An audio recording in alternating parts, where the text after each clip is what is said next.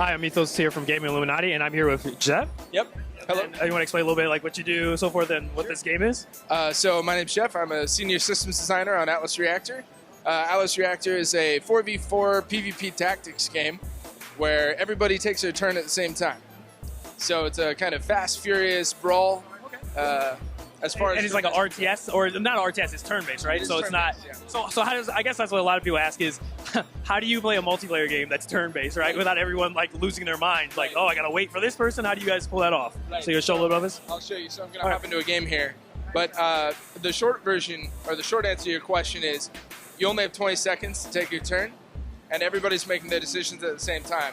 So the way it works is, we'll be on turn 1, and I'll say, I want to move here, I want to shoot here, and that's what I want to do, and then we'll see how it all plays out based on, oh, this guy dodged, so he dodged my shot. So speaking of timer, oh, we have unlimited here, so we're good. Because we're solo. Right, okay. But most times, we only have 20 seconds. Exactly. So I'm going to, move up here, for instance, to kind of maybe get vision of the enemy team, and then I'll lock in, which lets me move. You see everyone's moving simultaneously, so you don't have to wait for your friend who takes forever to make turns, for instance. So this is a solo match, but you can play multiplayer with everyone. You can play solo by yourself. Yeah. Is it always online? Like, does it require you have to have an internet connection, or can I play this offline? It does require an internet connection, yeah. Oh. All right, cool. But you can't play by yourself. It's just you would have to be online. So this turn I shot at her, for instance. The whole enemy team, they've all decided what to do. My team decided what to do, and now we're seeing how it all plays out. So abilities in Atlas Reactor happen in a couple different phases, and that really makes the sort of mind games of who does what matter. So you'll see how that plays out here. Right now we're in blast phase, which is the final phase. So next turn I'll try to sort of narrate phase by phase what's going on. So how do you balance something like this, where it's like there's multiple phases and you have to pick how do you determine who goes first, basically? Okay.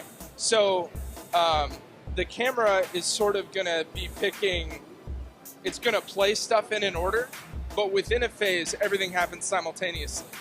So even though it's going to look like, oh, he shoots first, for instance, everyone's still going to shoot. Even if the guy he killed, or he hits, goes to 0 hit points, they're going to get the shot.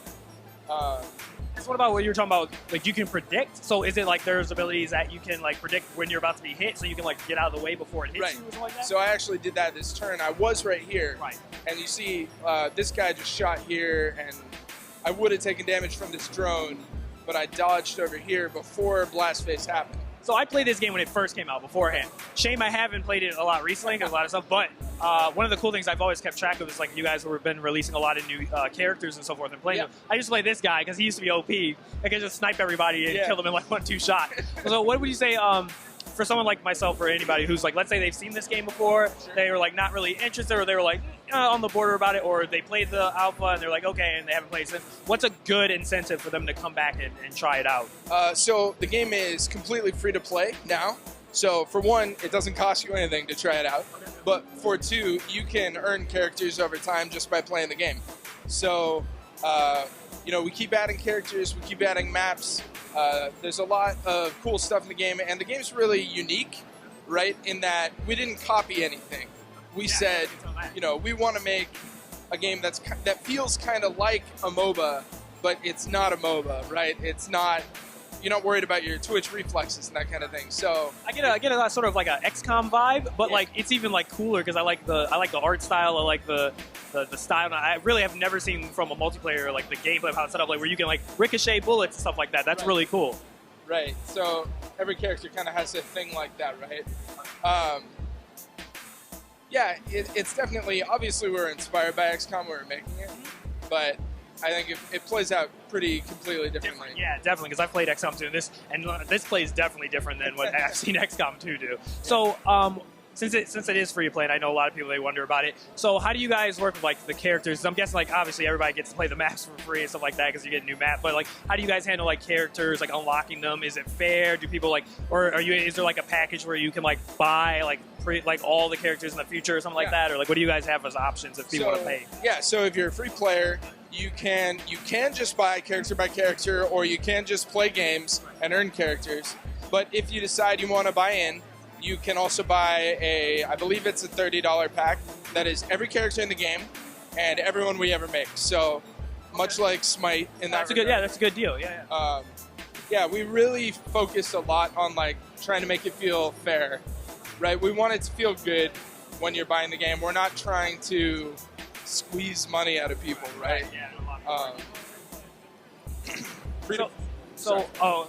was just wondering. So this is PC right now. This is PC exclusive, PC, right? Yeah. So do you guys have any plans to bring this like to the Switch?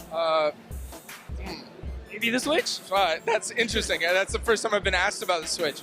Well, we'd like to put it on other platforms eventually. I don't know which one specifically. The Switch would be cool because, it's mobile on the go. You can play with people. I think that'd be really cool. But you have to be always online. Switch probably has an online hitch, but that's probably not an unsolvable problem. But I don't know. That's cool. That's cool. Very new technology.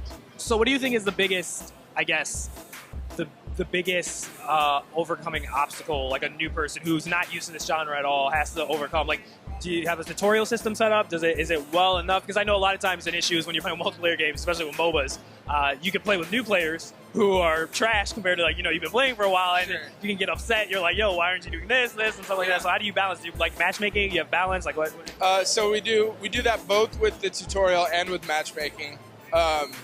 And early on, we do encourage new players to play PvP games or play versus AI games, sort of to make sure that they're ready for the real deal. But so the first thing we do when we put you in the game is we put you in a tutorial. It's a new tutorial as of a few months ago. So it's kind of our third version of the tutorial, I think, and it's pretty good. It does a good job of teaching you the basics first. It's like, here's how you move, here's how you shoot, right? That's really like, please stand in cover, right? Those are the three things. Guessing being outside of cover and getting shot is horrible in this game. Yeah, I mean, the cover is 50% damage reduction, so yeah. Kind of important. And then after that, it'll sort of simulate a full game, but with more like, go stand here, shoot these guys, that kind of thing. You can see also, like, anytime you're playing in solo, we have these videos available that can explain anything to you. So we're like, oh, you want to see, like, why phases matter? Well, there's sound with this video that would tell you. It's like, oh, this is a prep phase ability, that kind of thing. All right, and if someone wants to play this right now, how do they get this game, basically? This is on Steam? Like, what is it on? Yeah, you can get this game on Glyph, which is our system. You can get this game on Steam for free. Those are the primary ways to get it. Yeah. Cool. And I guess the final question we'll ask is, out of all the characters, who's your favorite, and who do you recommend is, like, who's low-key, like, OP right now? Okay. Low-key OP. Interesting. Probably, I have a couple favorites that I go back and forth between, but I would say right now, Blackburn, who's the soldier. He's not in this game, but it's fine. Anyway, his name's Blackburn. He's got a very futuristic soldier vibe, and he's really good at throwing grenades over walls. So, yeah, I think I think people sleep on him a little bit right now. He's really good.